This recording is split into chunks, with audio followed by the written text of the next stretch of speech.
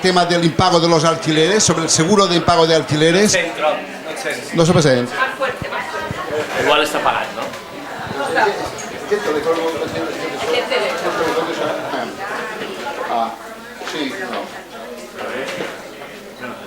Sí, sí, ahora. Bien, prosiguiendo esta jornada inmobiliaria, a continuación, pues, don Ramón Gómez, que es director regional de Mutua de Propietarios, de la compañía de seguros Mutua de Propietarios, y el señor Tomás Vivó, nos hablarán sobre el seguro de protección de pago en el caso de los alquileres. Perdón, pues lo vuelvo a repetir. A continuación, el señor Ramón Gómez y Tomás Vivó, de Mutua de Propietarios, nos hablarán sobre el seguro de impago de alquiler. Entonces, ellos, una vez que termine su exposición, si alguien quiere hacer alguna pregunta, mejor que ustedes en este caso, ellos tienen fuera unas tarjetas de visita y podrán ustedes hacer las preguntas que crean pertinentes. ¿De acuerdo? Muchísimas gracias y ahora empieza la exposición. Muchas gracias. ¿Funciona? Sí. Bueno, comenzo, ¿no? Sí. Sí.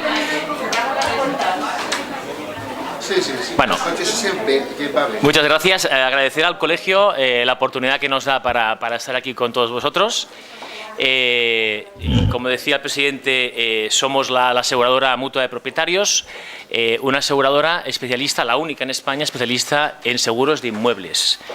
En el caso de hoy venimos a hablaros de lo que sería nuestra propuesta de seguro de impago de alquileres, que creo que puede encajar muy bien con vuestro core de negocio. Bien, pues en España aproximadamente tenemos unos 26 millones de viviendas, de los cuales 19 se dedican a residencia principal. El ratio de recursos destinados a vivienda en España es muy superior al de la media en la Unión Europea. Estamos en España en un 76% en relación al 50% de la UE. Esto quiere decir que le damos mucha importancia a la inversión en ladrillo, en tocho en España, y el rendimiento de estas inversiones inmobiliarias es clave para el propietario.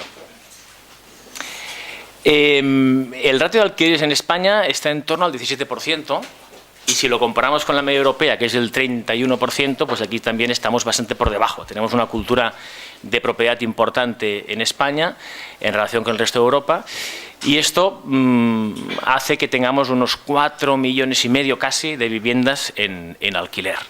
Si tenemos en cuenta las renovaciones de contratos, los cambios residenciales, etcétera, al año se mueven unas 660.000 operaciones de alquiler en nuestro estado. Esto es un nicho de mercado importante al que hay que parar atención y hay que tener en cuenta. Alrededor del alquiler existen unos riesgos inherentes al propietario que hasta ahora pues, se mitigaban de una manera más clásica. Los riesgos que hay, sobre todo, es el tema de impago de alquileres, sobre todo, es perder la rentabilidad directa de la inversión inmobiliaria, los daños del inquilino que puede ocasionar a la vivienda que alquilamos y, por último, los daños que el inquilino puede hacer a terceras personas o cosas, ¿no? Hasta hace unos años, ¿cómo se solucionaba esto?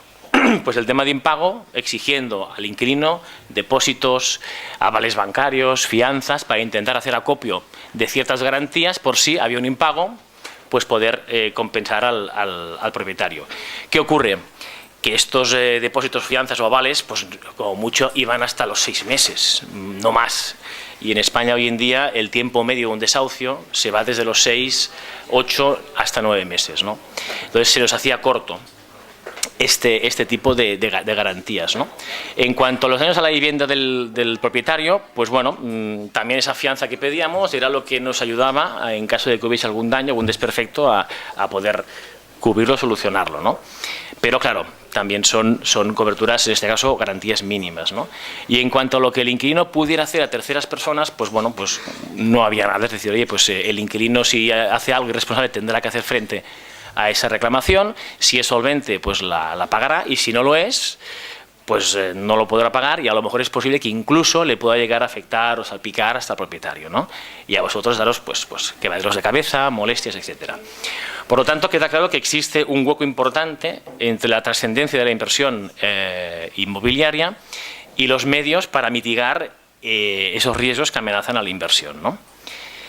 ¿Qué ocurre hoy en día? Pues hoy en día, con la aparición del seguro de impago de alquileres, esto toma otra perspectiva, ¿no? ¿Cómo podemos solucionar el riesgo de impago de alquiler? Pues con un seguro de impago de alquileres que nos garantiza, normalmente son 12 meses, pero pueden ser desde 6 hasta 18 meses, con lo cual nos garantizamos siempre el 100% de la renta de alquiler. Es decir, el propietario no tendrá nunca ningún menoscabo, no perderá nunca ningún mes de renta si contrata un seguro de alquiler. En cuanto al tema de los daños al inquilino de la vivienda, pues hay una garantía dentro de la póliza de impago de alquileres que cubre los actos vandálicos también que pueda hacer el inquilino al piso del propietario, pero sobre todo recomendamos obligar a contratar un seguro de hogar al inquilino sobre el piso que va a ocupar, para que haya una RC que cubra cualquier desperfecto que pueda hacer a ese piso o a terceras personas. Aparte, para el inquilino es una cobertura amplia porque está asegurado su ajuar doméstico, cualquier cosa que le pueda ocurrir. Es decir, es un beneficio mutuo tanto para el propietario como para el inquilino. Y en cuanto al tema de los daños que el inquilino puede hacer a terceras personas, con este seguro de hogar inquilino ya lo tendríamos solucionado, pero también desde hace pocos meses dentro de la propia póliza del piso del propietario tenemos una garantía novedosa que es la RC del inquilino. Es decir, dentro de mi póliza como propietario puedo asegurarme un capital por si ese inquilino no tiene póliza de seguros, comete una negligencia, le reclaman, es insolvente y me llega a salpicar a mí. Pues yo con mi póliza de hogar, si tengo esta garantía opcional del RC del inquilino, puedo hacer frente a esa reclamación también. Es decir, que en la intervención inmobiliaria existe una gran oportunidad de diferenciación cuando incorporamos los seguros, lo que es la mitigación del riesgo, a nuestro servicio de asesoramiento a nuestro cliente. La propuesta del seguro de alquiler, entendemos, es un seguro que trajo Mutua de Propietarios al mercado español en 2003. Como somos especialistas en inmuebles, fuimos la primera compañía en traer ese seguro aquí a España, que ya existía en Francia. Creemos que tiene una cuádruple propuesta de valor, ¿no? Por un lado, creemos que nos ayuda a acortar el tiempo del piso desocupado. Ahora os explicaré cómo. Creemos que favorece la competitividad del inmueble, que mejora el ratio de rendimiento ajustado al riesgo de la operación y que complementa la labor de asesoramiento del API o del asesor inmobiliario, ¿no? El seguro, evidentemente, mitiga riesgos. Como os decía antes, está el tema del impago de las rentas, que va desde 6 a 18 meses. Están los daños vandálicos al inmueble, al continente. La defensa jurídica del arrendador, es decir, todo el proceso de desahucio o de reclamación de cantidad quedaría cubierto en la póliza, incluso con libre elección de abogado. Es decir, que la compañía pone un abogado a disposición del cliente, pero si el cliente quiere coger su propio abogado de confianza, pues no tenemos ningún problema en que lleve el proceso este abogado. Otras garantías adicionales, como el tema de la pérdida de alquileres por incendio, es decir, si incendia el piso, pues oye, pues esos meses que ese piso está desocupado porque el inquilino no puede residir en él porque está en reparación, pues la compañía asume el coste de la renta y se lo paga mes a mes al propietario, por ejemplo, ¿no? El cambio de la cerradura en el caso de que haya un desahucio o un robo en el piso, etcétera, etcétera. Esta es la propuesta de valor que en Mutua de Propietarios este seguro está creciendo año tras año a 2 dígitos, ¿no? O sea, el resto de seguros ya más maduros tienen un crecimiento pues más corto porque son ramos muy maduros, y este, en cambio, cada año está subiendo exponencialmente. O sea, hemos crecido el año pasado un 35% sobre las ventas del año anterior, que ya fue de un 25% sobre el siguiente. O sea, es realmente exponencial. ¿Por qué? Porque creemos que tiene mucho valor, aporta mucho valor al mercado inmobiliario, y porque cada vez más los clientes, el propietario, está concienciado de que es una herramienta que es de mucha utilidad para él. Antes hablaba del tema de acortar, como propuesta de valor, acortar el tiempo del piso desocupado, ¿no? Deshabitado. ¿Cómo llegamos a esta conclusión? A ver, el perfil medio del inquilino en España es una persona menor de 45 años. Por otro lado, sabemos también que el ahorro a nivel familiar en España es complicado. Hay casi un 50% de las familias que no tienen capacidad de ahorro. Y esto combinado hace que sea difícil que una persona o una familia pueda hacer acopio de 4 o 5 mensualidades para poder optar a un piso de alquiler, ¿no? Entre las fianzas que se le solicita, el depósito, una mensualidad que a veces pues, se le puede cobrar como honorarios, más la mensualidad por avanzado que tiene que pagar, ¿no? Eso dificulta un poquito el hecho de que todas las personas puedan tener ese ahorro para poder optar a un piso de alquiler, ¿no? Claro, en tener el piso desocupado, si del 100% de la renta anual que pretende percibir el propietario, representaría, por cada mes sin ocupar ese piso, sin explotarlo, por decirlo así, una pérdida del 8,3 de su renta anual, ¿no? Claro, es importante alquilarlo cuanto antes, ¿no? Entonces creemos que el coste del seguro es un 4% de la renta anual del alquiler, es menos de la mensualidad de una renta de un mes. Creemos que eso ayuda a que el inquilino no necesite tener tantos requisitos, tantos meses digamos, de ahorro, porque al final el propietario ya tiene una póliza que cubre la posible insolvencia o morosidad de su inquilino, con lo cual abre ampliamente el abanico de clientes potenciales y hace que el piso se pueda alquilar mucho antes, porque tienes muchos más candidatos que pueden entrar a él, ¿no? Otra propuesta de valor es si extrapolamos la inversión inmobiliaria a una inversión financiera. Estos datos que veis aquí en pantalla son datos de la bolsa en España entre el periodo del 1980 al 2010. Si cogemos periodos de 5 años, cualquiera de ellos, diferentes años, que sería lo más parecido a un contrato de alquiler, 3-5 años, vemos que la mediana de rentabilidad está en un 16%. Si hacemos lo mismo con la deuda pública, con la deuda soberana, que tiene menos riesgo, obviamente, sale una media del 13%, ¿vale? Del 16, casi 17, lo que sería en renta variable, en bolsa, y un 13 en deuda soberana. Claro, evidentemente, tienes más garantizada tu inversión en deuda soberana, pero pierdes quizás pues, la posible rentabilidad alta que te puede dar la bolsa, ¿no? Pero el cliente habitualmente está dispuesto a perder una parte de su rentabilidad por seguridad. Es decir, yo prefiero invertir en deuda pública, soberana, porque yo sé que tengo mi capital garantizado, aunque mi expectativa de cobro o de rendimiento sea un poquito inferior, ¿no? Pues en este caso es un 22% la diferencia, del 17% en bolsa al 13%, 13,5% en deuda, es un 22%, casi un 23%, ¿no? Por asegurarte la inversión, ¿no? Pues en el tema inmobiliario, con el seguro, que tiene un coste del 4%, no un 22%, un 4%, mucho más bajo, tienes garantizada tu inversión. O sea, creemos que también, si hacemos esta extrapolación al mercado financiero, tiene mucho interés el seguro de impago de alquileres. Otra propuesta de valor que tiene, y es que a veces en este mercado diferentes APIs o agentes inmobiliarios compiten para poder colocar un mismo piso, ¿no? Pues estamos en lo de antes, ¿no? O sea, los inquilinos necesitan tener acopio de ahorros para poder hacer frente a todos los depósitos y avales, ¿no? Si hay un API que ha conseguido convencer a su cliente del interés, de la importancia de tener un seguro de impago, ese señor es más competitivo porque frente a los demás no exige tantas garantías, tantos requisitos para poder alquilar ese piso, ¿no? Con lo cual es más probable que esa operación la acabe cerrando él, ¿no? Y por último, el tema del asesoramiento. No sé la media aquí en Baleares, ¿no? pero bueno, en 2016 se observaba que entre 2 meses y 4 meses y medio sería el tiempo, digamos, de cierre de operaciones de alquiler, ¿no? En España. Algunas, en cambio, se cierran casi al momento, ¿no?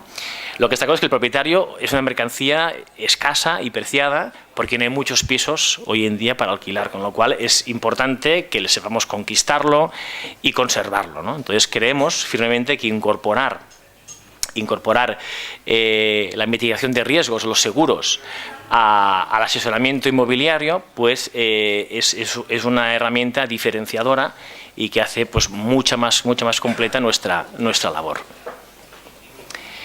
En cuanto al producto, ya en ámbito técnico, sabréis que, bueno, que evidentemente ha habido un repunte altísimo de los precios en alquiler. Eso hace que, según fuentes del Consejo General del Poder Judicial, haya incrementado casi a cifras del 2013 el número de desahucios por impago de alquileres, ¿no? Lamentablemente los salarios no han subido en esa proporción, por lo cual está aumentando la morosidad, ¿no? El seguro, como decía antes, tiene tres patas básicas, que sería el impago de las rentas, actos vandálicos, defensa jurídica, y el coste, como os decía, es del 4%.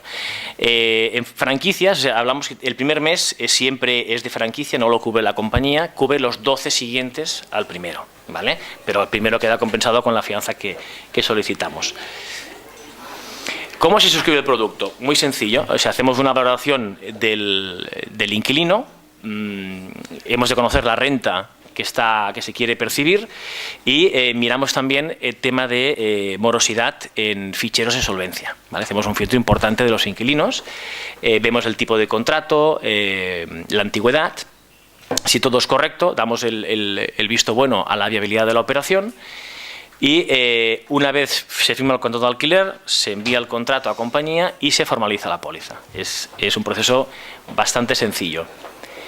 La posventa, cuando existe el siniestro, entendemos o recomendamos que en un plazo de 45 días después del conocimiento del primer impago se comunica a compañía, la compañía intentará una resolución amistosa del impago, si no tendrá que demandar, y una vez presentada la demanda, a partir del tercer mes ya se puede solicitar un avance de las rentas impagadas. La compañía irá pagando las rentas impagadas hasta la sentencia del juicio. Después se producirá el desahucio y si después del desahucio vemos que hay actos vandálicos en el piso, la compañía envía un perito, los valora y se pagan en función del límite de la póliza. Ese sería el proceso y un poquito lo que os queríamos transmitir, ¿no? Animaros a que creemos que es un seguro que tiene mucha propuesta de valor al mercado inmobiliario. Como os decía antes, el propietario cada vez lo conoce más y lo toma como una herramienta de mucho interés para garantizar su inversión inmobiliaria. Y nada, desde aquí deciros, tenemos tarjetas aquí fuera en la entrada, si queréis después enviaros un correo electrónico, llamarnos para entrar en más detalle y poder dar más explicaciones de cómo, de cómo funciona, de cómo colaborar, pues encantados de poderos ayudar. Muchas gracias. Gracias.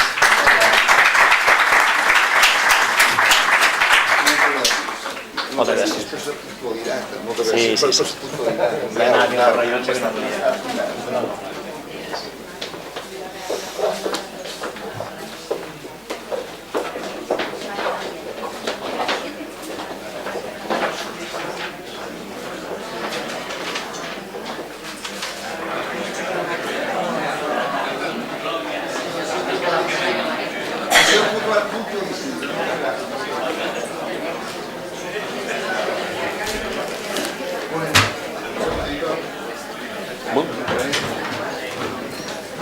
Bueno, la verdad es que tenemos aquí el... Bien, a continuación la ponencia nos la impartirá el notario don Armando Mazaira Pereira, que es notario aquí de la ciudad de Palma y estuvo en el Colegio de Agentes de la Propiedad Inmobiliaria el año pasado y la ponencia pues en principio versa sobre las discrepancias entre el registro, entre el notario y el catastro, entre el notario y el catastro. Pero pienso que el señor Mazaira pues es un ponente muy ameno y de fácil palabra, por lo tanto creo que nos va a deleitar durante su ponencia. Muchísimas gracias. Bueno, pues muchas gracias. Una cosa, ¿cómo funciona A ver, tengo aquí la... Inicio... A ver, Les recuerdo que, como la otra ponencia, pues para las preguntas, todas por escrito y no hagan ninguna pregunta verbalmente, porque lo único que hacen es entorpecer pues las preguntas que se tienen que hacer por escrito al ponente. Gracias. ¿Y dónde está aquí la presentación? A ver. A ver. A ver. No la veo. A ver. ¿Dónde está Alejandro? Desde esta. Aquí está. Aquí está el mando a distancia. ¿Y esto cómo se hace? Sí, para pasar de la pantalla a revisión. Está, revisión de inmuebles. ¿Y cómo se pone esto? A ver. F5. F5. Vale. Bueno, ahora es porque está pantalla compartida. Pero... Ah, vale. Y para pasarlas aquí, ¿no? Para pasarlas, ¿qué le doy aquí? Muy bien. Pruébalo, si quieres, pasamos. No, aquí, mira, el sensor está aquí. Mira, el sensor es esto. Vale, perfecto.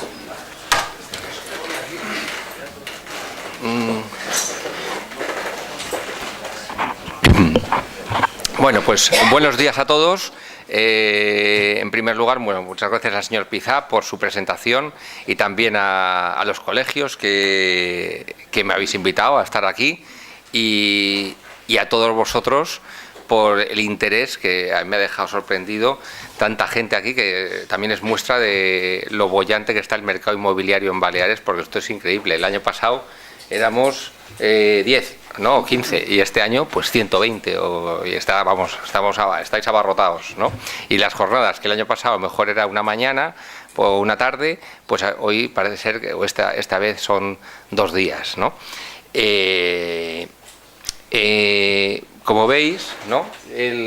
La charla originalmente estaba anunciada como discrepancias entre notario y catastro, pero preparándola, pues es que el catastro es un rollazo, ¿no? Y además nos remite a un procedimiento muy burocrático que al fin y al cabo se lleva a cabo, no se puede simplificar, es el que es, ¿no? Unas veces más lento, otras veces más rápido, y bueno, pues quizá nos interesa un poco, independientemente, es como comer a base de tocino, una charla a base del catastro, con lo cual yo creo que mejor vamos a picotear un poco de la transmisión y también vamos a hablar de los escollos catastrales que nos podemos encontrar, y particularmente urbanísticos, ¿no? Porque no sé si habéis oído que bueno, pues a partir de cada 2 años o cada menos, depende, porque yo creo que ya se van a ir sucediendo cada año, tenemos ley de urbanismo nueva en Baleares, ¿no? Entonces, bueno, pues el 1 de enero de este año, pues entró en vigor una nueva ley de urbanismo que, bueno, pues introduce determinadas modificaciones, en algunos casos más importantes, otras pequeñas, pero que nos van afectando poco a poco sin que nos demos cuenta o dándonos cuenta, ¿no? Y que cada vez son más relevantes para nuestro día a día, ¿no? Pues bien, para empezar, ¿no? La transmisión de inmuebles, bueno, pues lo que más nos interesa, porque es la operación a lo que nos dedicamos todos, y es la operación básica del mercado inmobiliario, ¿no? Y el inmueble por excelencia pues es la vivienda. Hay quien le gustan los locales, pero el inmueble por excelencia, lo que más hay es la vivienda, y el principal uso de la vivienda es el hogar familiar, ¿no? El poner ahí o localizar o la localización de un hogar familiar. Por eso no nos puede extrañar que todo el tema de la transmisión de inmuebles pues se podamos hacer o establecer un paralelismo con la fundación de la familia, ¿no? Y es lo que hemos hecho aquí para explicarlo, ¿no? Igual que pues un cura diría que una familia pues se hace en base a tres, ¿no? En 3 etapas, ¿no? Una primera, el cortejo, en el que el padre, el marido y la mujer, pues más o menos se conocen con o sin casamentero. En este caso los casamenteros serían los APIs, ¿no? Y termina esa primera etapa de cortejo en una pedida, ¿no?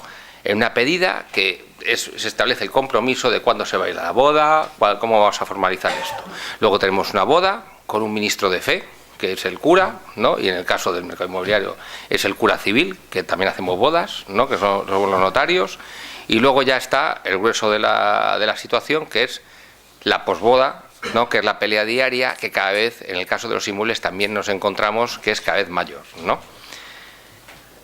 En esta primera etapa, ¿no? En la primera etapa que termina en la pedida, ¿no? Es la que termina en los contratos preparatorios, que es la pedida inmobiliaria, ¿no? Y los contratos preparatorios, bueno, pues son aquellos contratos que hacemos, ¿no? Para establecer un compromiso, ¿no? Y que nos va a llevar a la futura venta, ¿no? En donde vamos a ir más o menos poniendo las cosas que nos van a interesar, o los elementos esenciales de la venta futura, ¿no? Normalmente hacemos 5 tipos de contratos, ¿no? O variaciones o puntos intermedios entre estos.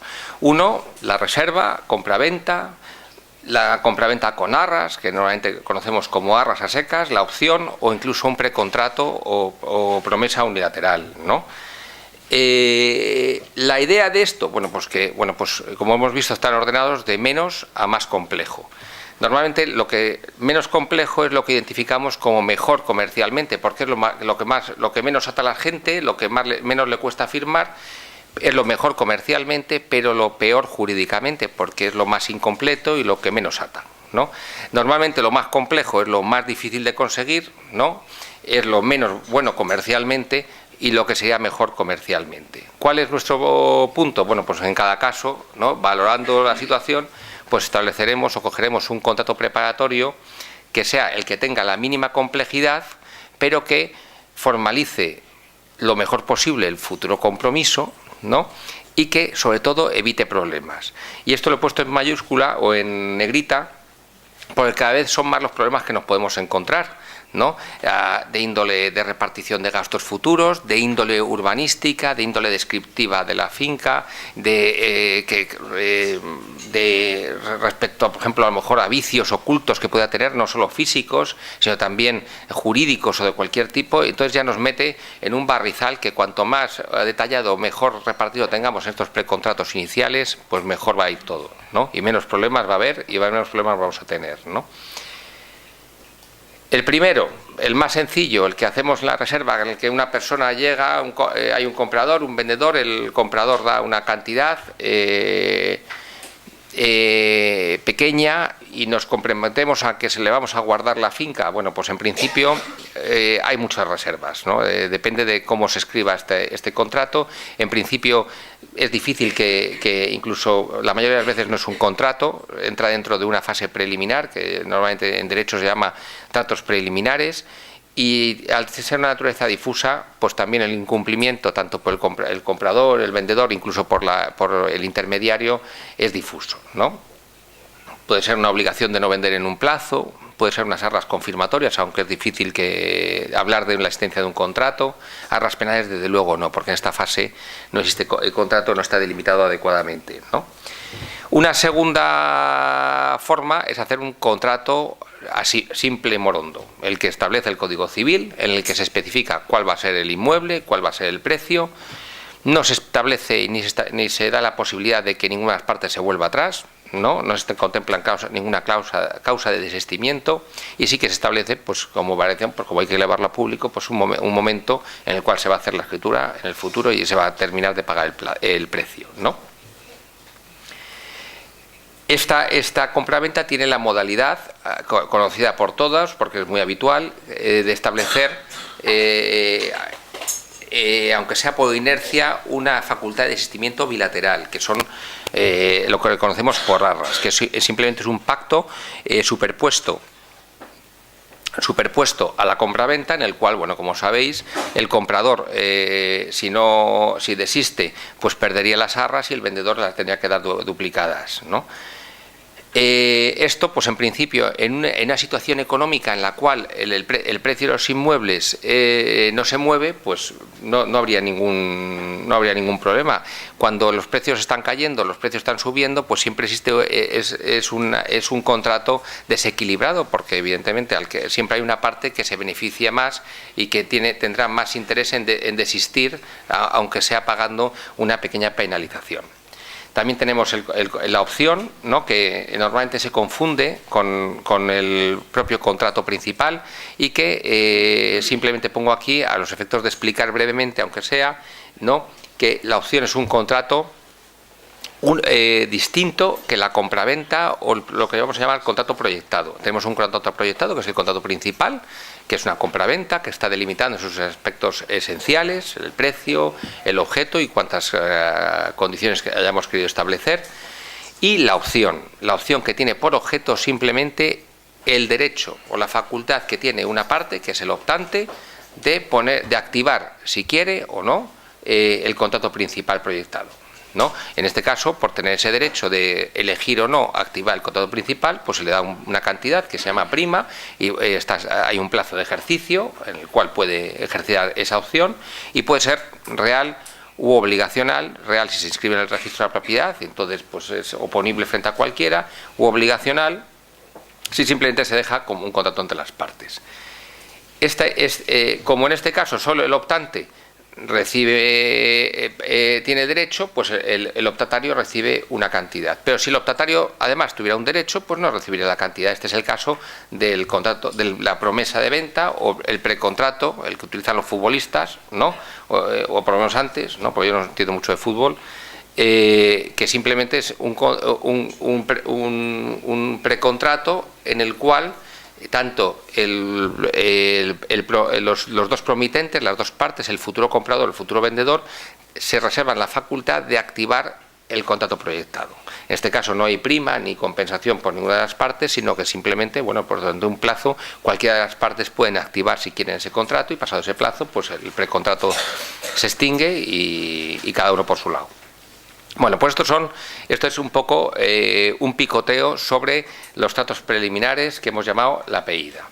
A continuación tenemos el momento de la formalización. La pedida, ¿no?, los contratos preliminares han de, en la medida de lo posible, hemos dicho, evitar problemas en el momento de la escritura.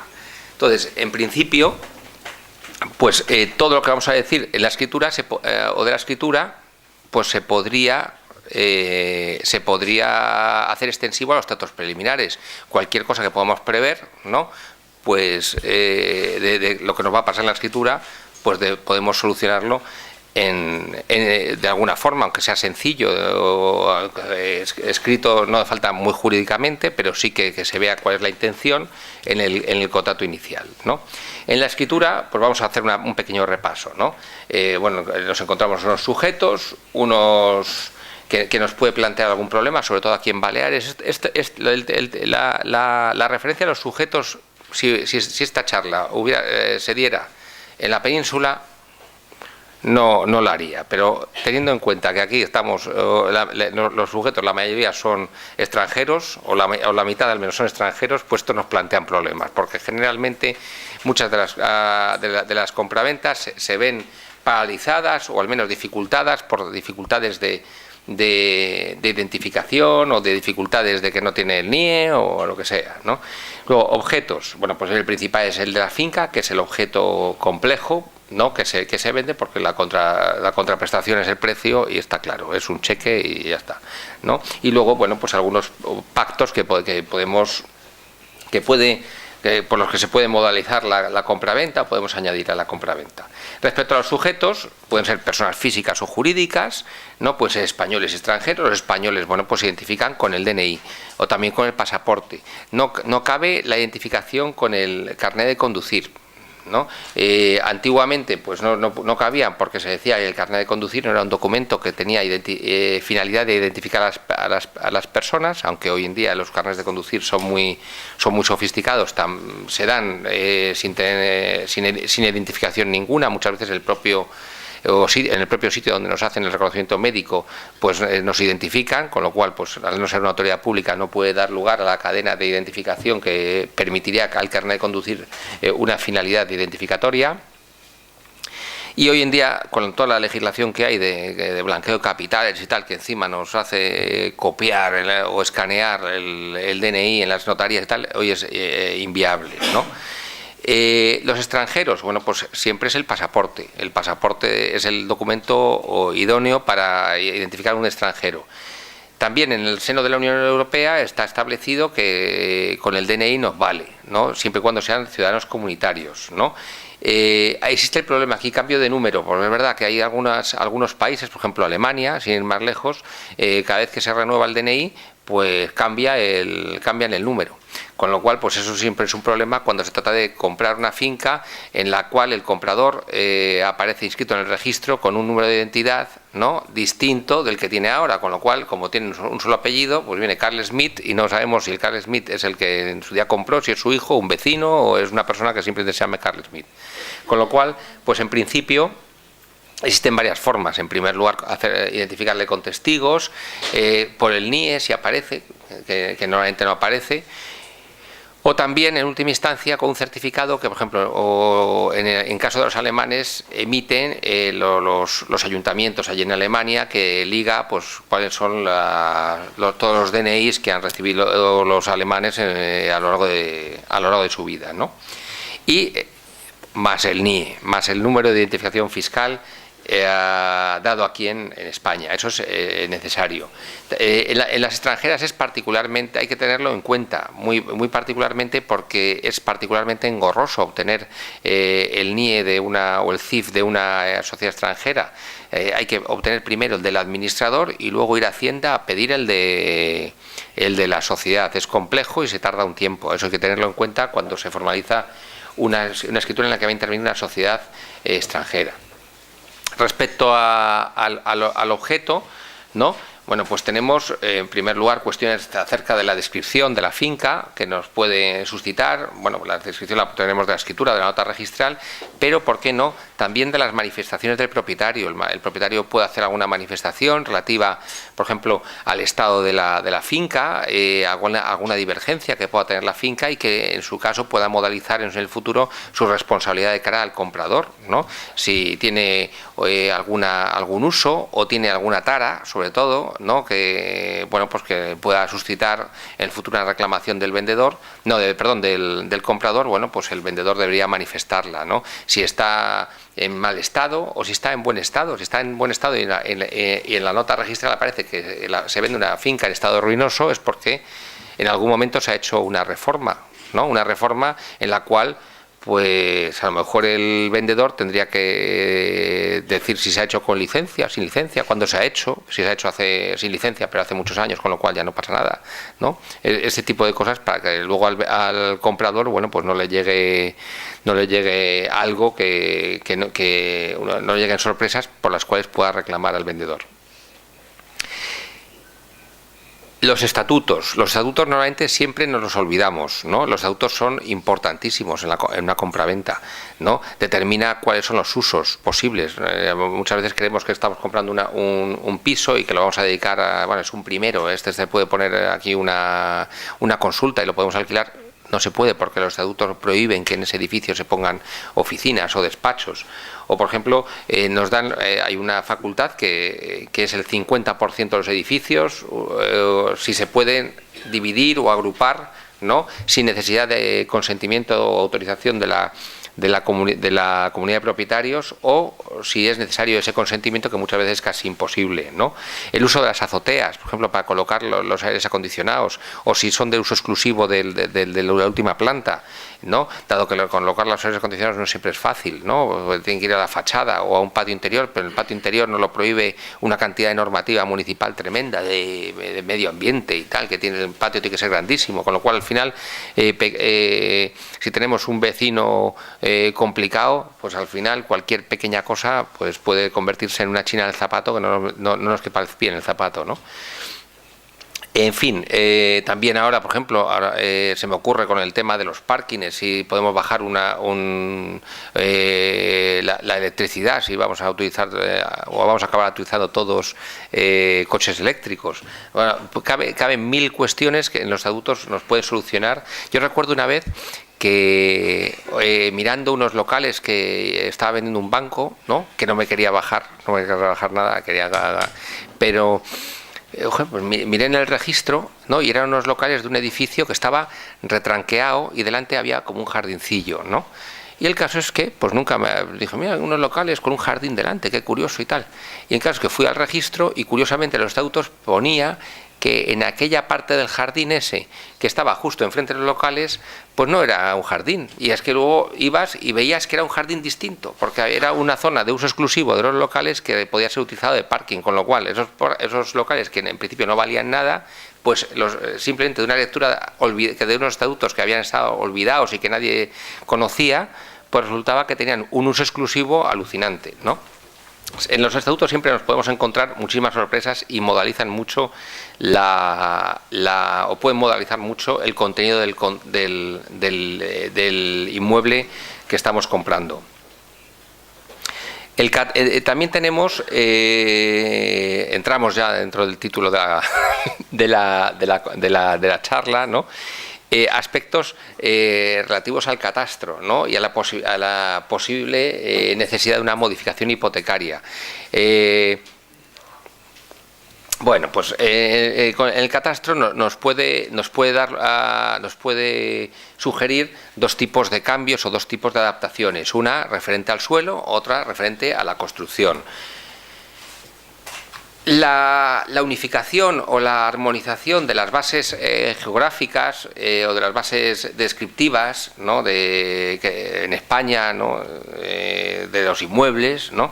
Pues se lleva haciendo durante muchísimo tiempo. Allá hace 20 años aproximadamente consistía en vincular las fincas con la referencia catastral, lo cual se hacía a través del recibo del IBI, ¿no? Eso no dio lugar a muchas equivocaciones, porque vamos, teniendo en cuenta lo poco sofisticado del sistema, pues realmente se hizo razonablemente bien, ¿no? Luego, posteriormente, a medida que ha ido aumentando pues, la tecnología y ha ido perfeccionándose todas las bases gráficas y podemos acceder a Google y al Google Zoom y al catastro, de repente pues también se ha modernizado y tal, pues lo que queremos es dotar al registro y al catastro de una mayor exactitud, y que cuando la gente pues mire una finca en el registro, pues sepa más o menos ubicarla en un mapa, o sea, relativamente fácil la ubicación en el mapa. Entonces, bueno, pues dentro de esa fase de coordinación, actualmente lo que se pretende es pues poner las georreferencias, es decir, poner los puntos de GPS, ¿no? Que delimitan la finca. Eso, yo creo que desde mi opinión no cuenta para nada. Yo creo que eso no sirve para nada. Yo creo que eso va a generar muchísima conflictividad en el futuro, porque va a haber muchísimas discrepancias, porque se ha dejado a los tíos más de letras de España, que son los notarios y los registradores, a hacer algo complejo, y luego pues además a iniciativa de los particulares, con lo cual dará lugar a muchísimos conflictos muy probablemente. Pero bueno, eso siempre cuando no nos gastemos mucho dinero en la georreferencia no tiene más importancia. El problema es que muchas veces la georreferencia cae de nuestro lado. Tenemos que pagar a un topógrafo y tal, y es que eso sí que yo creo que hay que evitarlo. Tampoco nos tenemos que obsesionar con esto. Sí que es necesaria la georreferencia cuando, o el único momento en el que es obligatoria es cuando partimos las fincas, cuando hacemos modificaciones hipotecarias, cuando corregimos su cabida, las hacemos más grandes o más pequeñas, o las partimos o las agrupamos, o incluso cuando declaramos la obra nueva, ¿no? Cuando decimos que dentro de un solar o dentro de una parcela hay una finca, ¿no? Entonces, pues básicamente la ley del catastro contempla dos procedimientos: uno más rápido, que es para aquellas correcciones de suelo que son menores al 10% de la que figura en el registro, o más lento o más garantista si las diferencias son mayores, ¿no? Los procedimientos básicamente son parecidos, simplemente uno que tiene más trámites y otro que tiene menos, y se basa en la aportación de una base gráfica, es decir, de un mapa con los puntos de GPS, los puntos georreferenciados, y en segundo lugar con una notificación a los interesados, que normalmente son los vecinos, ¿no? Y también los demás titulares de las fincas. Normalmente la base gráfica, ¿cuál tenemos que coger? Pues si puede ser la catastral, si coincide la realidad más o menos, ¿no? Dice, si cogemos a un purista diría, tiene que coincidir exactamente, amigo, que coincida más o menos, ¿no? El gratis, ¿no? Tenemos ahí tanto el mapa como los puntos y simplifica todo muchísimo por la catastral. Si hay una discrepancia importante o significativa, pues hay que ir a un topógrafo, ¿no? O a un arquitecto a que nos haga un planito y nos ponga y nos dé un CD con los puntos georreferenciados, ¿no? de la nueva planimetría. Y luego, en segundo lugar, pues la notificación a los interesados, ¿no? Distinto es cuando la discrepancia es, en vez del suelo, de la construcción. En este caso, cuando lo que hacemos es incrementar una construcción porque se ha producido una ampliación o porque simplemente no figuraba, pues simplemente se hace una declaración de obra nueva. Normalmente, en este caso, cuando es una declaración de obra nueva, pues se hace a través de un procedimiento que ya está establecido, que es aportando licencias, certificados del arquitecto, bueno, en fin, una serie de documentación que normalmente se hace de forma automática cuando se termina una construcción, pero nosotros nos vamos a encontrar con este otro caso que es mucho más sencillo y además mucho más frecuente, que es cuando se trata de que se ha hecho una ampliación y no se ha llevado al registro, o se ha hecho una edificación directamente y no se ha inscrito, ¿no? Y que tiene una antigüedad de más de 8 años. En este caso, pues simplemente muchas veces va a coincidir con el catastro, porque el catastro ya ha ido y ha pasado el vuelo y ya nos ha hecho unas fotografías y ya más o menos nos ha dicho, o ya se ha hecho cargo de las dimensiones de esa nueva edificación o de esa ampliación de la edificación existente, y por tanto, con simple una certificación catastral nos va a servir para dejar constancia en el registro de esa modificación, ¿no? Pagando el impuesto, eso sí, ¿no? Pero ya está. Cargas que nos podemos encontrar, bueno, pues las cargas son las de la nota registral, ¿no? Entre hipotecas, embargos, ¿no? Únicamente hace referencia a dos cosas. Eso simplemente es el proceso de cancelación. El proceso de cancelación normalmente lo hace el banco, ¿no? Que es la gestoría del banco, pero cuando no hay banco, pues tenemos que más o menos preocuparnos de cómo lo vamos a hacer, ¿no? Hay una cuestión problemática y una cuestión curiosa.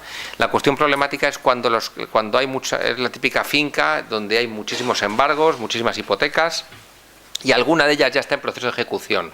¿Cómo sabemos que está en proceso de ejecución? Porque pone que se ha emitido certificación de cargas. Eso quiere decir que ya el registro y el notario no tienen ni idea de cuál es el estado de ejecución de esa finca.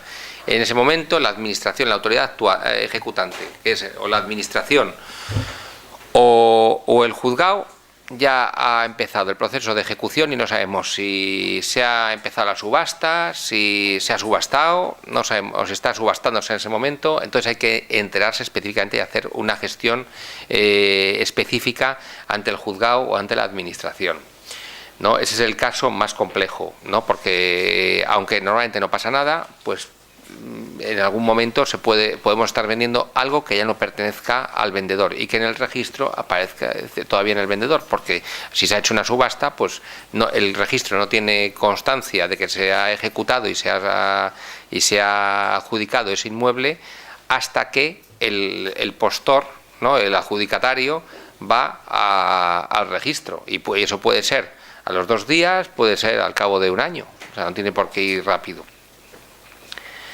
Otra cosa que nos encontramos habitualmente es lo de los alodios y los laudemios, que aquí en Baleares hay muchísimos y que tienen unos nombres que, vamos, que suenan casi como a catastro. O sea, es unas palabras rarísimas. Estos son unos derechos muy antiguos que en principio ya están a extinguir, ¿no? Y que dan derecho a los antiguos terratenientes, ¿no? O a sus sucesores a recibir, ¿no? El laudemio, que es una pequeña cantidad o una prestación en cada momento en que se vende. El laudemio puede estar establecido, ¿no? 2 gallinas, cada vez que se vende 2 gallinas, esas normalmente ya se han extinguido. O bien puede no estar establecido, y entonces, pues ahora actualmente la ley establece que es se ha bajado recientemente desde el año pasado. Antes era el 1% del valor y ahora es el 1%, el 0,5% del valor. Con lo cual, si la finca son 100.000 euros, pues el laudemio en caso de que no esté establecido es el 0,5%, sería 500 euros. ¿Se puede redimir? Sí.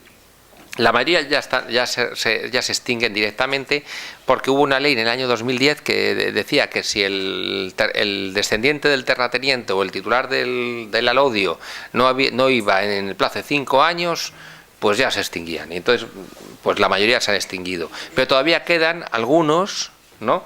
Y entonces, bueno, pues eso se pueden redimir pagando, en vez de un laudemio, 1,66 laudemios. Pues una cosa, del 1,66, la ley no dice 1,66, dice un laudemio y 2/3 partes del laudemio, porque alguien que utiliza la palabra laudemio no puede ser simple, ¿no? Entonces, lo de 1,66 laudemios, de 0,5 el valor, bueno, pues en este caso de 100.000 euros, 500 euros, pues sean 800 euros, ¿no? Bueno, pero en fin, esto es una mera anécdota que la mayoría de las veces se extingue simplemente yendo al registro o añadiendo un parrafito en la escritura diciendo que como no se ha renovado el alaudio, pues se solicita la extinción.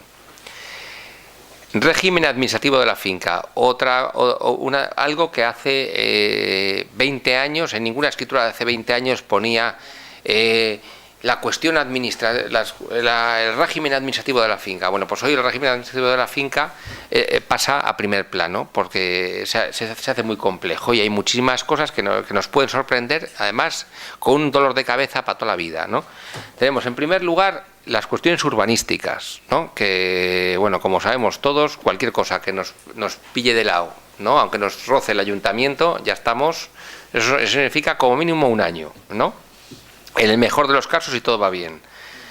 Luego tenemos el tema de la cédula de habitabilidad, un papelito que no sirve para nada, pero que también puede ocasionar unos buenos meses de dolor de cabeza incomprensible y pasear por todas las oficinas habidas y por haber, ¿no?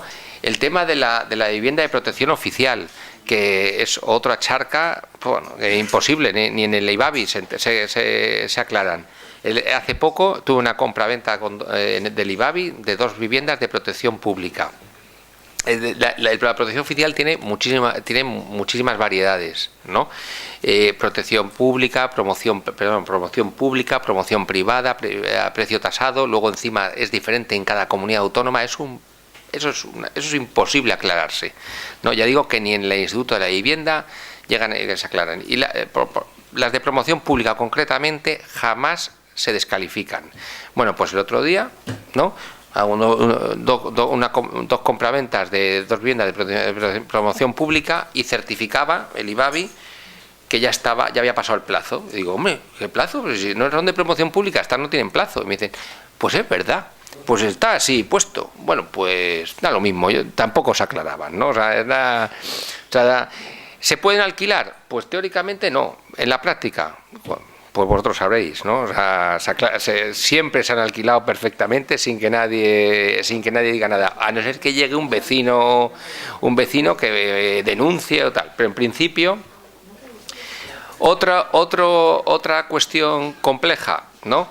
El suelo rústico protegido. El suelo rústico, ¿no? No hay forma de saber cuando compramos una finca si lo que estamos comprando, hombre, se supone que el comprador es diligente, pero perfectamente podría darse el caso de que uno compra una finca creyendo que no está protegida y está protegida. Bueno, pues hay un visor en el Consell, pero eso no es una cuestión legal, eso es una cosa que hay que saberla, ¿no? Es curiosísimo que el principal valor de una finca sea su valor urbanístico y no esté puesto en el registro de la propiedad, ni esté puesto en ningún lado, y sea el propio comprador el que, curioseando por internet, ¿no? Bueno, ni Google ni nada, encontrar el visor ese, o sabes que existe o nada, es imposible, ¿no? Llegar y meter el número de la parcela ahí, hay que saber el número de la parcela, saber que existe un polígono, una parcela y tal, y encontrar cuál es el régimen de protección que tiene el suelo rústico que estamos comprando, donde nos pensamos poner un chalet y que resulta que no se puede, ¿no? Luego también hay una pequeña anécdota respecto al comprador cuando es un no comunitario o suizo, y entonces pues en principio requiere un consentimiento del Ministerio de Defensa, que lo dan en Barcelona o en Madrid en función de si es mayor o menor de 2.000 metros, y tardan pues también unos 2 o 3 meses, ¿no? Bueno, pues en principio, respecto a la cuestión urbanística, ¿no?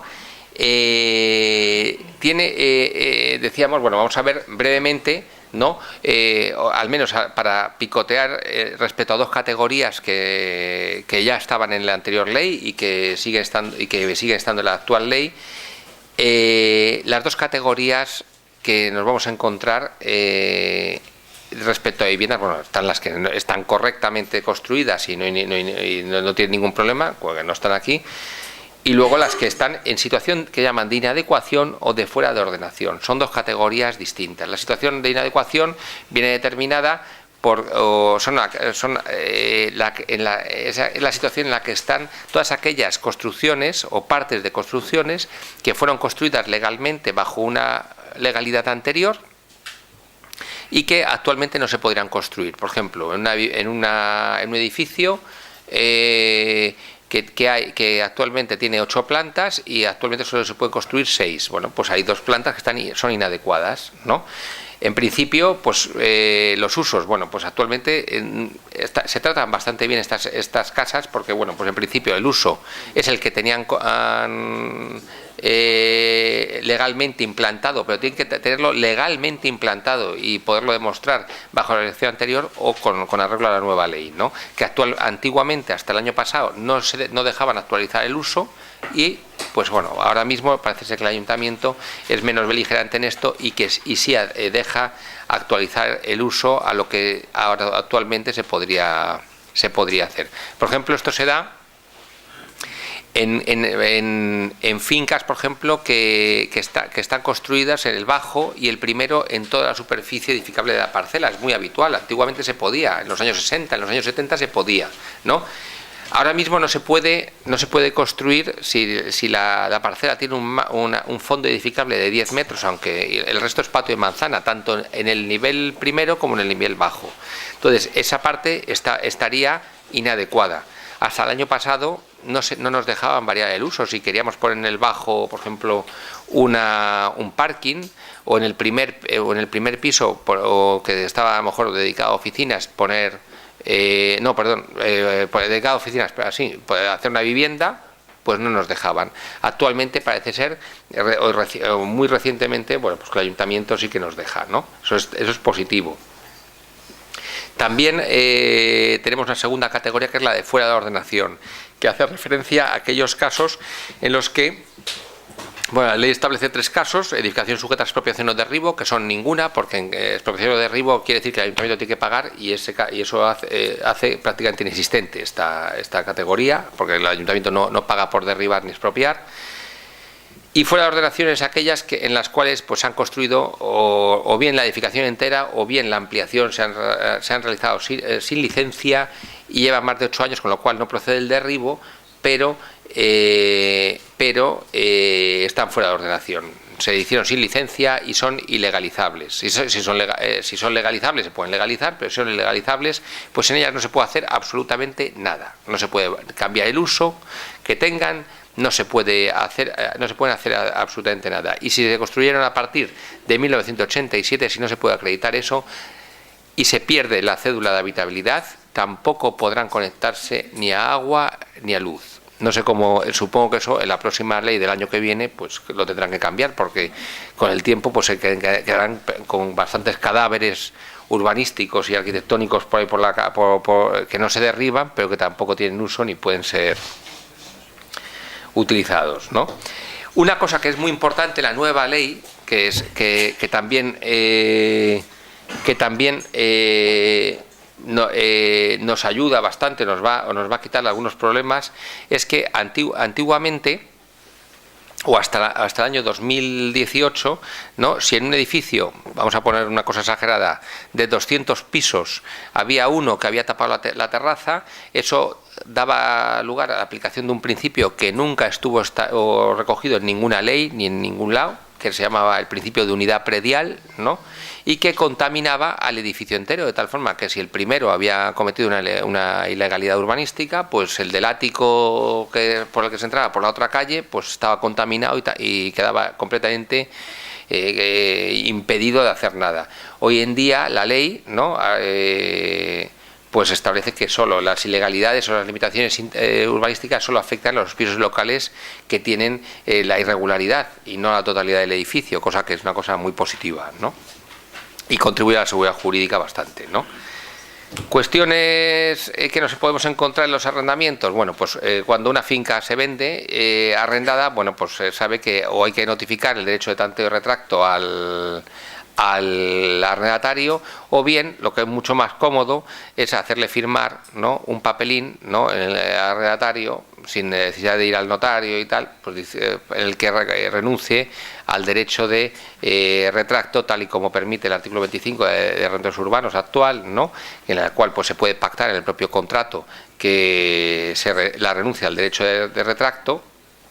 Con lo cual, pues simplemente haciendo una modificación de ese contrato, pues se puede coger y ir al notario y decir, pues bueno, que aunque está arrendada con renuncia a ese derecho, y bueno, pues se simplifican muchísimo los trámites.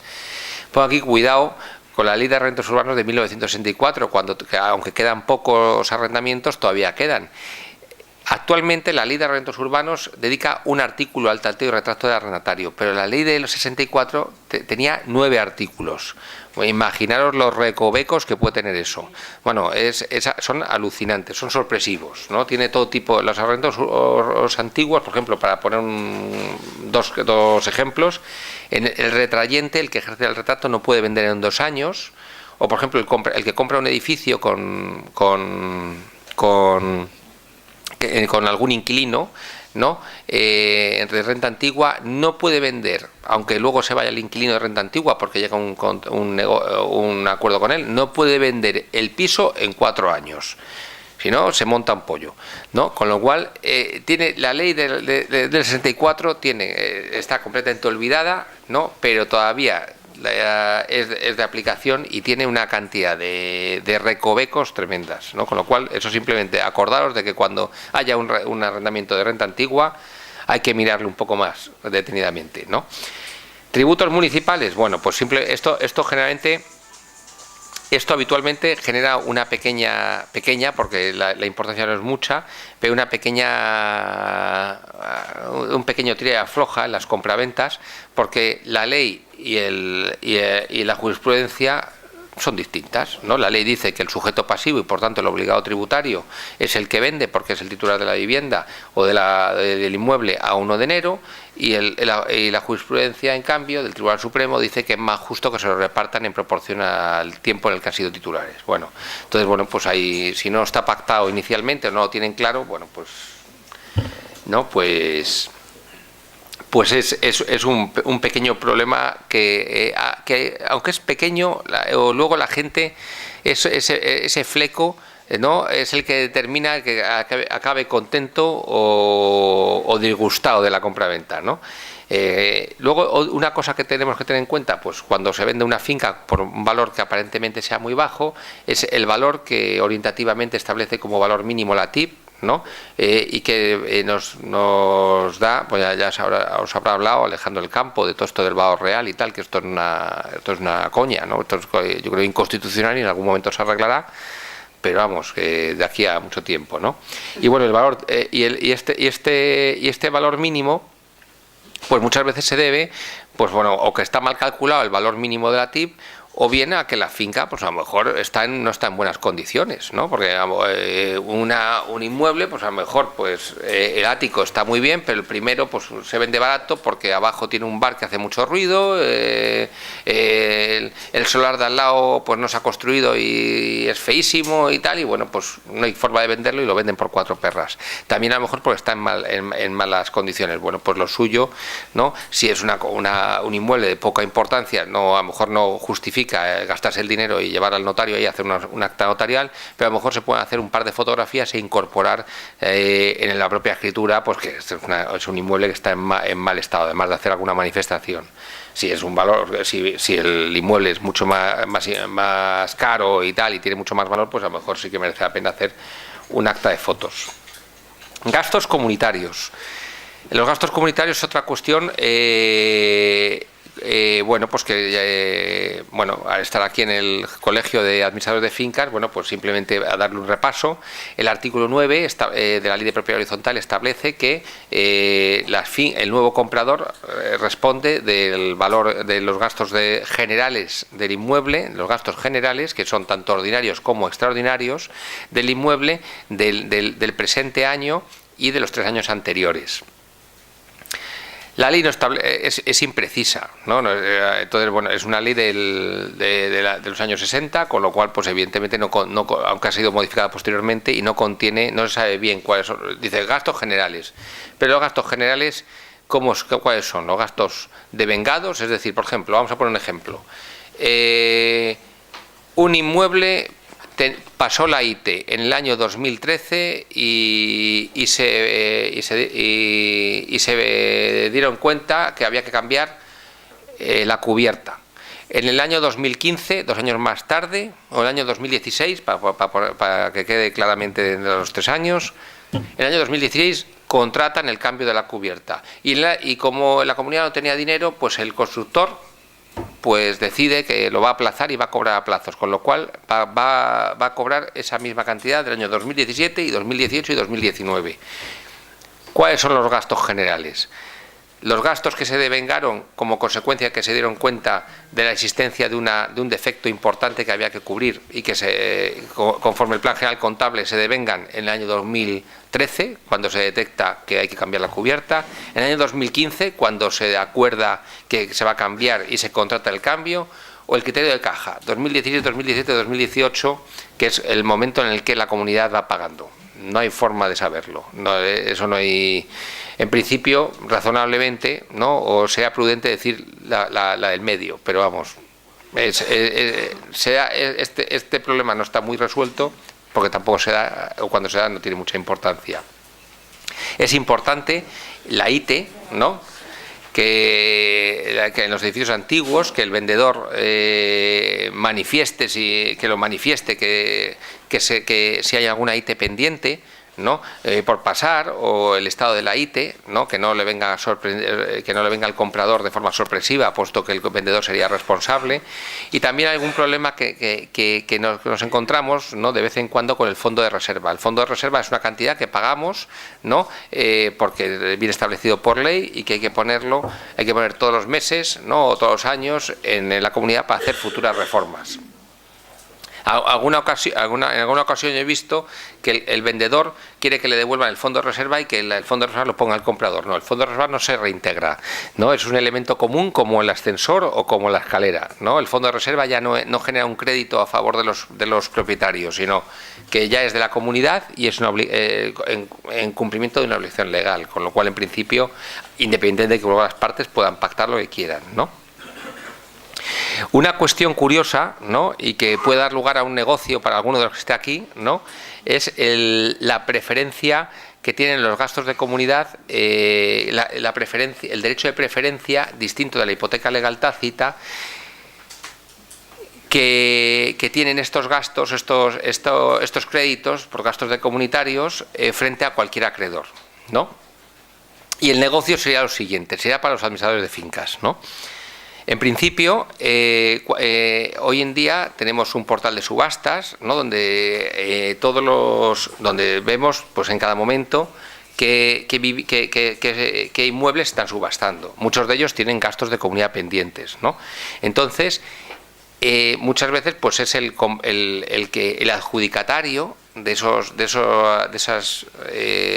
esos inmuebles, el que paga, el que compra en la subasta, el que se encuentra luego posteriormente con la necesidad de pagar los 3 años y pico de gastos de comunidad. Bueno, pues el negocio sería pues ir, ¿no? Verificar qué subastas se están haciendo una vez cada 15 días o una vez al año, y enterarse de cuáles son los gastos de comunidad con el administrador de fincas correspondiente, ¿no? Y proponer la presentación de una tercería de mejor derecho en el juzgado donde esté realizando la subasta. Como todos los juzgados están juntos, una vez al mes se va ahí, se pone la tercería de mejor derecho de en todos los inmuebles que están subastando y se obtendría con preferencia al banco. Cuando llegue el adjudicatario pagaría el dinero, y antes de dárselo al banco, el juzgado tendría que deducir los gastos de comunidad, y de esa forma las comunidades recibirían mucho antes todos los gastos de los últimos 3 años y medio. Si eso se hace de forma masiva y recurrente, todo, pues bueno, pues sería daría para un sueldo, ¿no? O 2, ¿no? ¿Y alguna alegría? Sí. Bueno, tenemos también la certificación energética que hoy en día no es muy importante, ¿no? Pero vamos, lo tenemos ahí. Seguro que en el futuro nos deparará nuevos problemas y muchos trámites. La cédula de habitabilidad. La cédula de habitabilidad normalmente no sirve para nada. Se obtiene en las compras de primera. Es obligatorio entregarla en las primeras transmisiones, pero luego, respecto a viviendas antiguas o segundas transmisiones, pues nunca se entrega.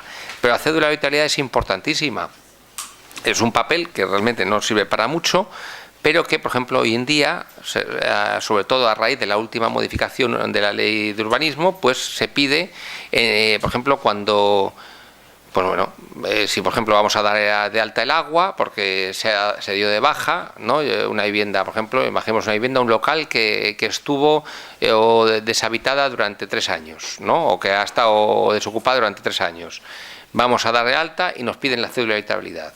Vamos al Consell, que no tiene, por supuesto, base de datos, ni sabe qué viviendas son, en qué viviendas se ha expedido esta cédula de habitabilidad con anterioridad, y nos dice que tenemos que tramitar un procedimiento administrativo súper engorroso, que ellos llaman expedición de la cédula de habitabilidad por carencia. Y nos sueltan pues una hoja llena de papeles, arquitecto, no sé qué, y por supuesto, también certificado de ayuntamiento.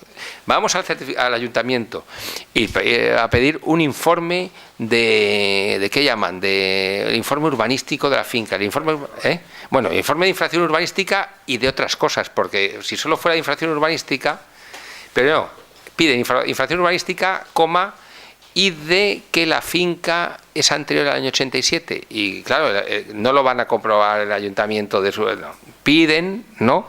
Certificación, fotocopia de la escritura de división horizontal del inmueble, que eso puede valer 60 o 70 euros y, bueno, pues un par de mañanas, o bien ir al registro y pedir una nota extensa de la finca matriz. Bueno, nos sale la cédula de habitabilidad por 500 o 1000 euros y no sé, y varias mañanas de tiempo, y luego arquitectos y tal, y plazo, bueno, yo no sé cuánto es, a lo mejor 6 meses, 3 meses el ayuntamiento, el informe, 1 mes la cédula de habitabilidad, tienen hasta 3 meses, me parece. No, legalmente es 1 mes, tienen 1 mes, pero bueno, seguramente pueden llegar a tardar más, y luego lo que tarde el del agua en conectar, ¿no? En fin, que podemos estar en medio año para conectar el agua y con un dolor de cabeza tremendo, ¿no? La cédula de habitabilidad, si la tenemos, es importante fotocopiarla y tener la fotocopia y dejarla ahí, por si en el caso en el futuro hay que renovarla. Un caso también particular, ¿no?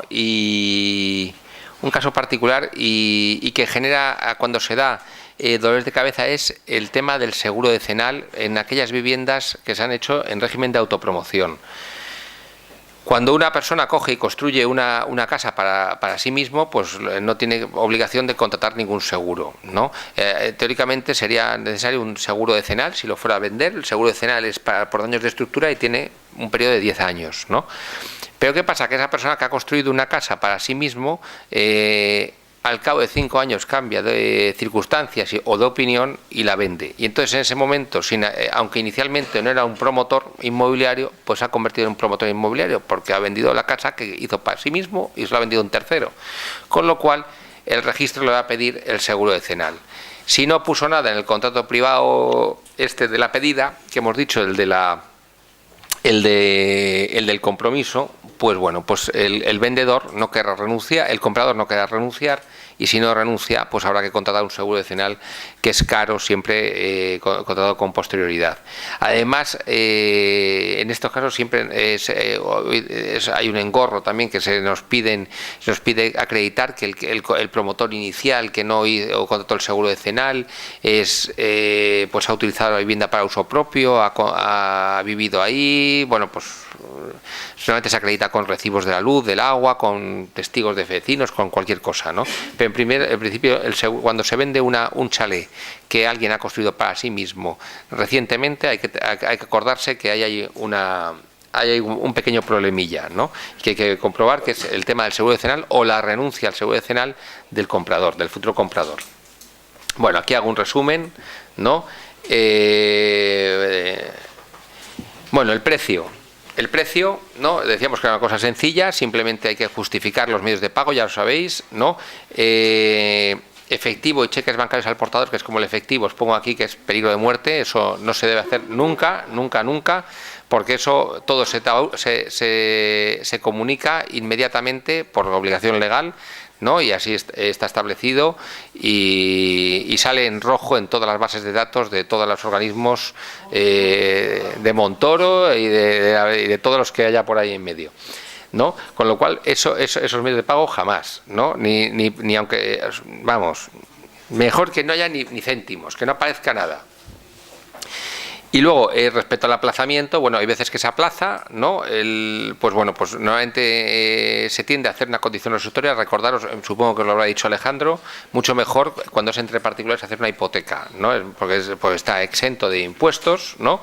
Tanto la cancelación como la constitución, y cuando es en particular es mucho mejor. También hay veces que se da aplazamientos, ¿no? Cuando, por ejemplo, hay alguna condición de la compraventa que no se puede cumplir en el momento de la compraventa. Por ejemplo, hay una legalización que está pendiente, que no se ha obtenido en el momento de la compraventa, entonces se deja parte del precio depositado hasta que se consiga, hasta que el vendedor consiga acreditar una acción. Bueno, pues es una cosa habitual que como consecuencia de que cada vez las compraventas son más complejas, pues cada vez se realiza más frecuentemente. Actos posteriores, la pelea diaria que tiene lugar después de la escritura, bueno, pues tenemos simplemente, muy sencillo y muy rápido, hay que gestionar la escritura, hay que pagar los impuestos, el registro, el vendedor tiene que pagar la plusvalía. Si es un vendedor extranjero, hay que retenerle, puesto que el comprador es responsable subsidiario, y eso es un problema, porque si el extranjero se larga sin pagar, el comprador que se queda aquí tiene que pagar, ¿no?, la plusvalía. Las cuestiones que vamos a necesitar para los cambios de suministro, agua, luz, eso lo hacéis vosotros perfectamente. Cuestiones administrativas, por ejemplo, cuando es una actividad, un local o un local que incluso está destinado a aparcamiento, ¿no?, que necesita un vado. El aparcamiento es considerado una actividad nociva, insalubre, no sé, una actividad. Entonces requiere una autorización administrativa. Además de vender un local, se vende la actividad de aparcar. Una cosa, es una cuestión que se ha sacado el ayuntamiento, y por tanto, para vender un aparcamiento cuando es una entidad independiente, pues hay que formalizar independientemente la transmisión de la actividad. Por tanto, si no, o sea, por ejemplo, el vado, ¿no?, sería lo que necesitaríamos ante el ayuntamiento. Bueno, pues para eso el titular antiguo del vado tiene que vender al titular nuevo. Si coincide con el dueño de la finca, el dueño del parking, pues perfecto, pero puede no coincidir, porque a lo mejor el dueño el titular del vado es el abuelo, ¿no?, el que lo solicitó, y que en principio pues nos puede dar lugar a un pequeño problema, con lo cual es conveniente incluso en la escritura añadir algún tipo de poder administrativo para que el comprador pueda luchar con el ayuntamiento, ¿no?, para todo este tipo de cosas, ¿no? Bueno, yo creo que ya está, finalicé. Bueno, muchas gracias. Bien, se abre el turno de preguntas, por lo tanto hagan el favor de entregar las preguntas escritas a las secretarias del colegio. A ver. Bueno. vamos a 20 preguntas, por tanto, tendrías que ser conciso porque si no... Sí, me matan. Pero bueno. Caray, tú. Yo tengo 3. No sé si se entiende mi letra. Derribos posibles para... Si no te traduzco. De derribos se podrá derribar. Es cierto. VPO, hay información si se puede hacer...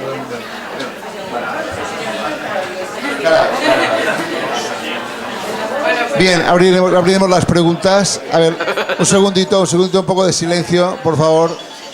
Bien, pues... Te llamo ahora. Vale, pues la primera pregunta es: nueva ley de suelo rústico, derribos posibles. No se oye. Ahora sí, sí, hay que ponerse muy cerca. A ver, nueva ley de suelo rústico, derribos posibles. Para fuera de ordenación, con multas, si se acumulan hasta el precio de derribo, se podrá derribar. ¿Es cierto? A ver. Es que yo no entiendo mucho. A lo mejor. Sí, a ver, bueno, vamos a ver. En principio, lo que no podía ser derribado bajo la legislación anterior, pues no se puede derribar ahora, ¿no? Pero el problema está en que, salvo si es con expropiación o con expropiación o con derribo, ¿no? Hay veces que, según la legislación anterior, pues la legislación nueva impone una obligación de derribo y entonces hay que pagar, ¿no? Normalmente pues está establecido legalmente, pero no se hace. Lo que pasa es que es verdad que en suelo rústico existen muchísimas edificaciones que ya eran ilegales conforme a la legislación anterior y que no se habían derribado y que evidentemente pues al menos en la práctica se pueden derribar, ¿no? No sé si...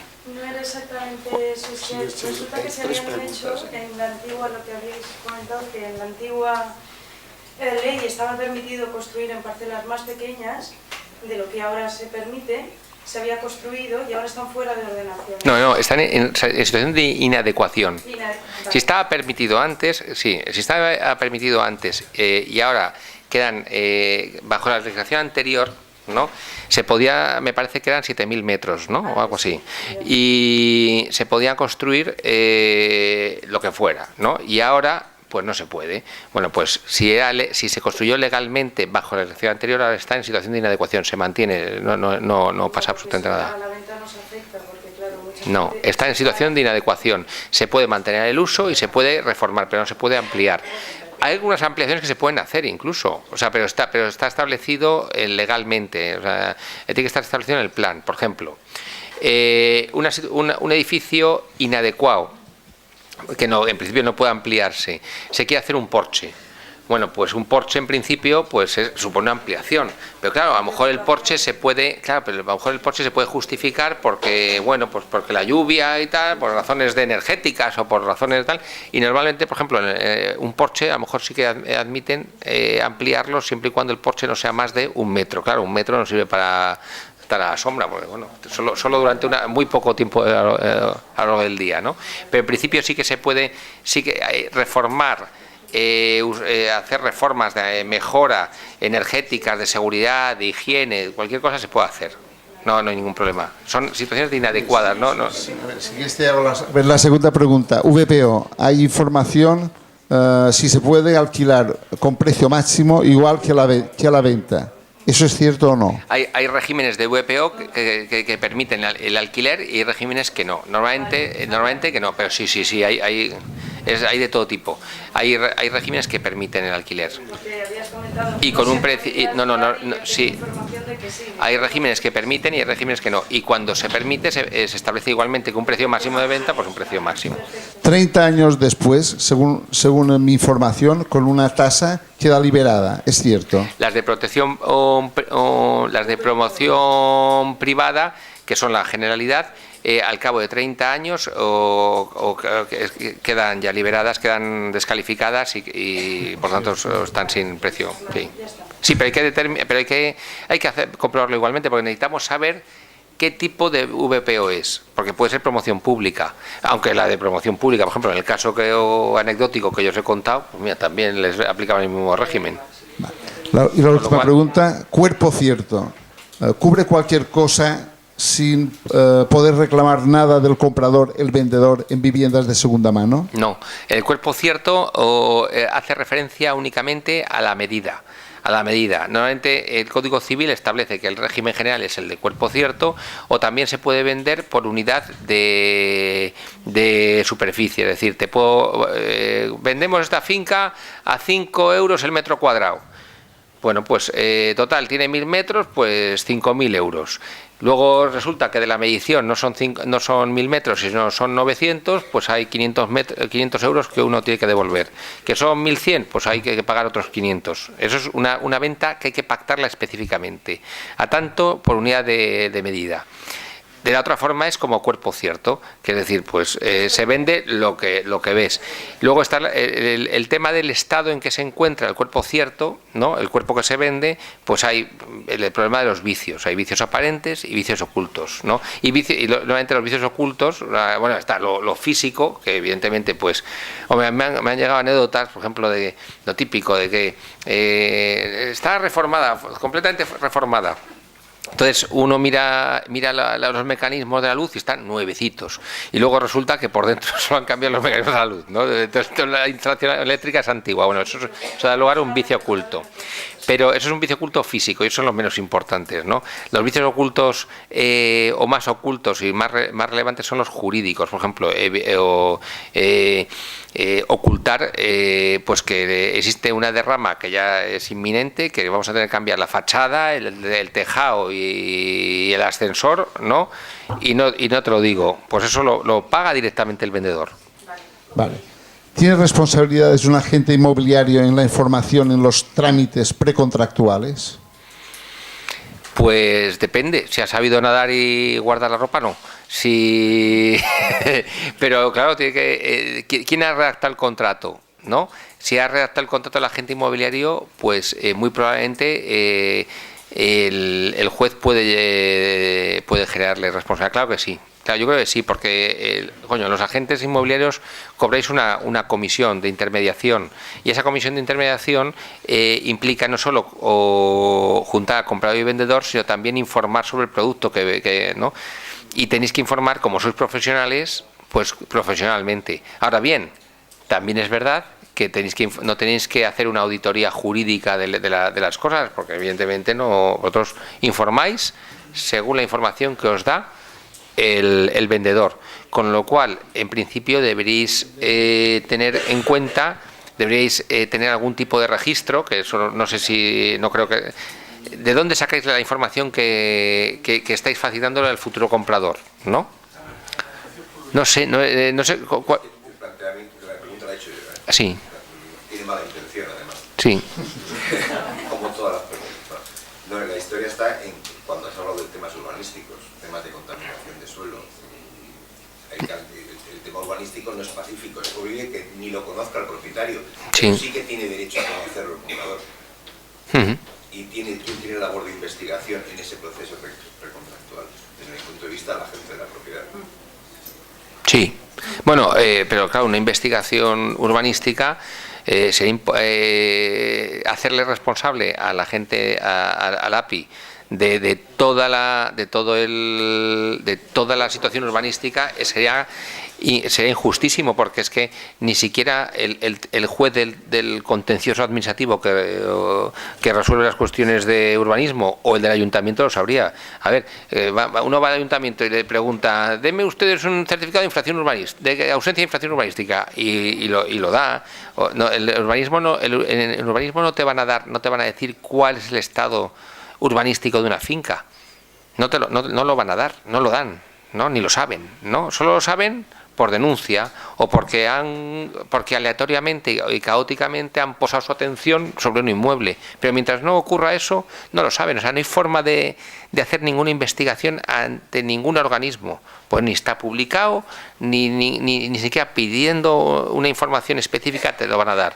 Tendría el API que coger y adoptar una decisión de decir: bueno, vamos a ver, yo voy a apoyar cuál es el plan urbanístico, voy a mirar cuál es el inmueble, y digo, bueno, a ver, pero ¿qué se le ha encomendado al API? que venda el primero A, ¿no? O sea, no va a coger y va a hacerse aquí una tesis doctoral sobre el edificio, que ni siquiera el ayuntamiento ha hecho, que tiene obligación de hacerlo porque tiene un departamento de infracciones urbanísticas que tendría que haberlo detectado. Y también haber inscrito la infracción urbanística en el registro de propiedad, porque tiene obligación de hacerlo. Ojo, el ayuntamiento, si existe una infracción urbanística detectada y no la inscribe en el registro de la propiedad y da lugar a un error contractual de un vendedor, de un comprador que compra incauto sin saber esa infracción urbanística, responde, es responsable civil, lo dice la ley del suelo. Porque sí, el ayuntamiento, claro, es que esto del tema de la unidad predial, ¿no? De que dice no se aplica el principio de unidad predial, dice, bueno, es que si usted me iba a aplicar el principio de unidad predial y usted ha detectado que el del tercero ha cubierto la terraza y eso me va a afectar a mí, que soy el del quinto, haga el favor de inscribirlo en todas las entidades, porque si yo voy a comprar el quinto y no me entero y luego me va usted a denegar una licencia porque el del tercero ha cubierto la terraza, usted es responsable. Evidentemente me la puede negar, pero me tiene que pagar, ¿no? Entonces, claro, evidentemente no quieren pagar, con lo cual desaparece el principio de unidad predial, ¿no? Pero porque era injusto también. En fin, es verdad que algún tipo de responsabilidad hay que pedirle al API, pero tampoco se le puede pedir excesiva, ¿no? Tampoco se puede pedir una responsabilidad absoluta, porque el tema es muy complejo. No, sí, evidentemente. Proporcional a... Normalmente los jueces siempre dicen, bueno, ¿usted cuánto va a cobrar? ¿2.000 euros? Pues por 2.000 euros. Pero claro, si usted va a cobrar 200.000 euros, vamos, en 200.000 euros cabe que usted meta ahí un informe de un reputado urbanista y tal, depende de lo que esté vendiendo. Si está vendiendo un parking, pues la diligencia razonable al parking, ¿no? Pero claro, si está vendiendo una finca en la que va a cobrar una barbaridad de dinero, pues claro, tiene que procurar que no existan problemas, que la información que está usted dando es veraz, ¿no? ¿No? ¿En qué casos o para qué tipo de inmuebles debe solicitarse el permiso de defensa? Fincas rústicas para compradores no comunitarios ni de Suiza, que tienen un convenio especial. Fincas rústicas. Para fincas rústicas, siempre y cuando el comprador sea un americano o un sueco, un no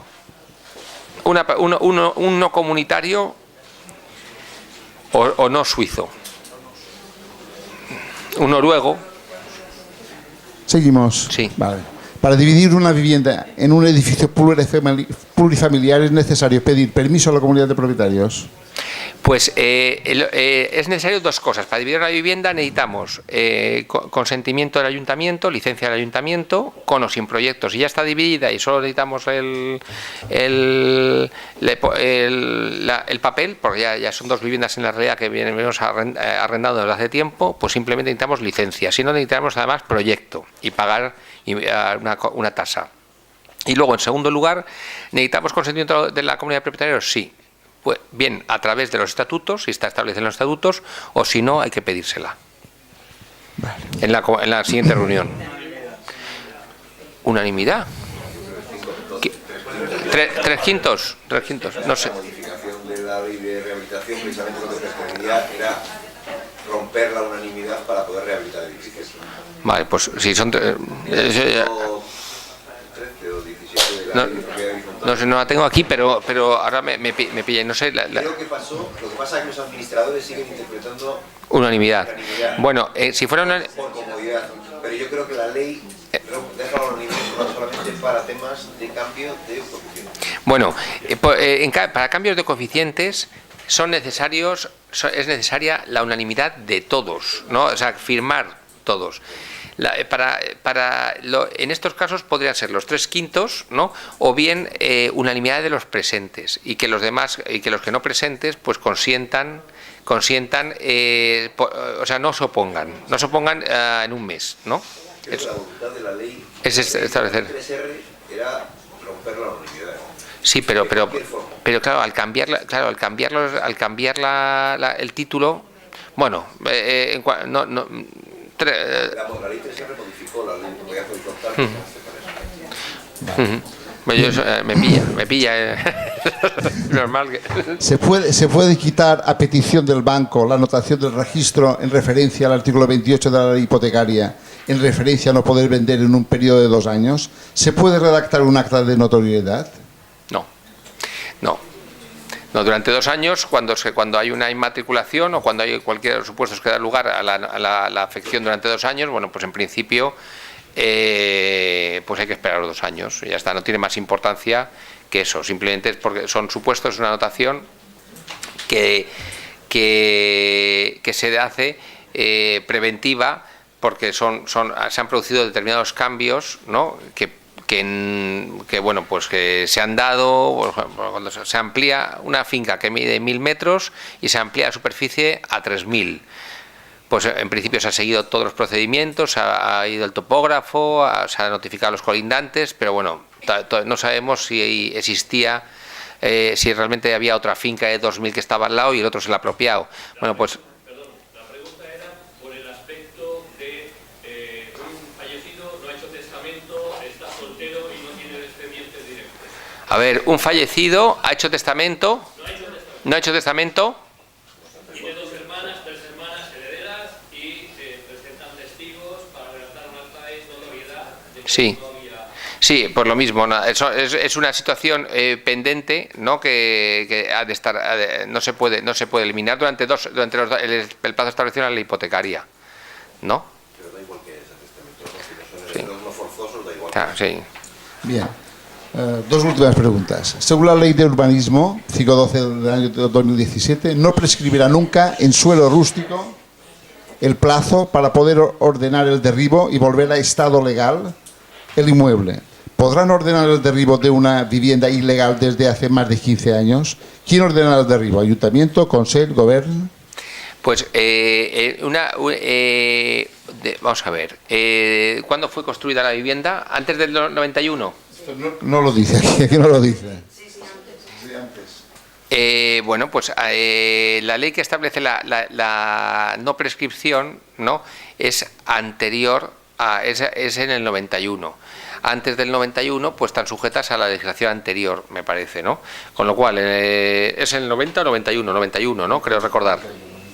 Vale, pues en principio, si está en el 5, esta está construida en el año 60, pues evidentemente ya pues está prescrita, no puede dar lugar a la demolición aplicando la legislación del año 60, con lo cual en el año 1991 no se puede establecer su demolición. Sí que se daría, si se hubiera hecho una ampliación o se hubiera construido a partir del 91, efectivamente eso ya sí que se puede demoler en cualquier momento, es imprescriptible y se puede ordenar la demolición en cualquier momento. Una vivienda que tenía cédula de habitabilidad hace una obra ilegal que no aumenta la habitabilidad. ¿Por qué la niegan? Dejan sin servicios básicos una vivienda que hasta ahora los tenía. ¿Dejamos la vivienda sin poder transmitirla? ¿Dejamos caer en ruina la vivienda? Ya está, ya tenemos a alguien le ha pasado. Ya se ha metido en el círculo de la cédula de habitabilidad. Bueno, es que eso cuando caes ahí, eso pues... y si no ha aumentado la ampliación, ¿cómo la han pillado? Porque le han puesto una... Tienes que renovarla y ahora te mandan el celador a la primera. Te viene el celador del Consell. A la primera que vas a hacer la renovación. Pero si no ha habido ampliación... Sí, hay una cochera que no aumenta la habitabilidad, no puedes dormir ni nada porque es una cochera. Ah, vale, que no aumenta la habitabilidad porque se ha hecho una reforma. Exacto, porque un porche no es un aparcamiento. Bueno, pues es que lo que dice la ley y es que la cédula por carencia exige ese informe urbanístico, que es que ausencia de infracción urbanística y de que no ha habido ninguna ampliación desde no sé qué año y no sé qué, bueno, que hay 2 o 3 cositas más que tiene que certificar el ayuntamiento y que... No, pero cuando se pide la cédula, no, se pide ese informe del ayuntamiento, ¿no? No, directamente se envía el celador ahora. Ah, te mandan el celador. Un metro de más, da igual, pero es un ojo que no te... Sí, pero lo que te pide la ley, si tú vas a la ley, que es un decreto del año 87, dice que por carencia lo que hay que demostrar, ¿no?, es que no solo que la ausencia de infracción urbanística, sino que no se ha producido ninguna obra de ampliación. O sea que, bueno, eso es un jaleo. Casi es mejor tirar el parking y volver a construir después de la zona. Pues nada más, muchísimas gracias. Y esta tarde a las 4 nos vemos. Gracias. Bueno, pues nada.